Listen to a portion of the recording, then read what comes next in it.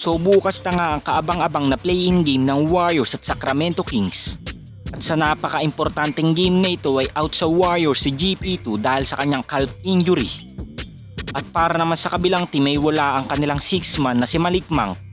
At mukhang hindi nga rin makakasama sa lineup ng Kings si Kevin Huerter dahil sa kanyang dislocated shoulder.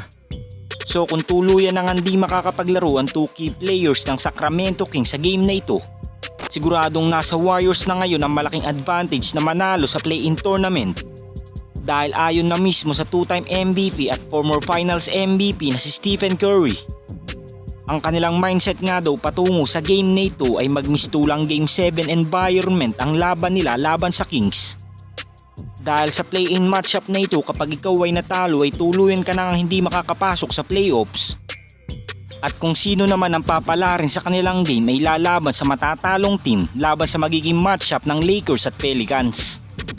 So kung Golden State Warriors ang lulusot laban sa Kings, isang game pa ang dapat nilang maipanalo upang opisyal nilang makuha ang number 8 spot ng Western Conference.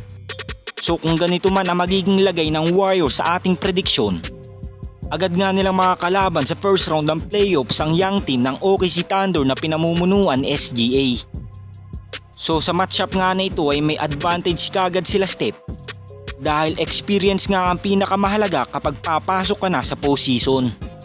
Ngunit hindi pa nga rin natin i-underestimate ang team na ito dahil hindi nga nila mapapangunahan sa standing ang buong Western Conference kung hindi sila kalakasang team sa buong NBA.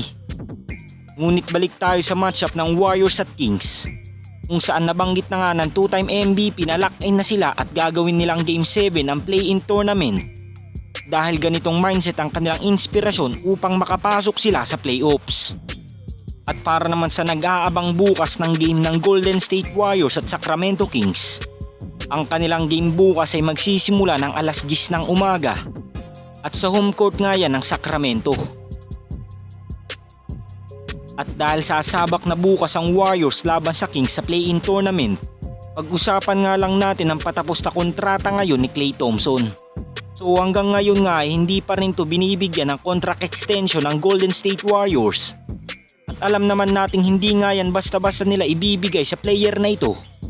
Dahil alam naman natin ang mga naging drama sa kanyang karir kung saan ay sinusubukan nga niyang ibalik ang dati niyang performance.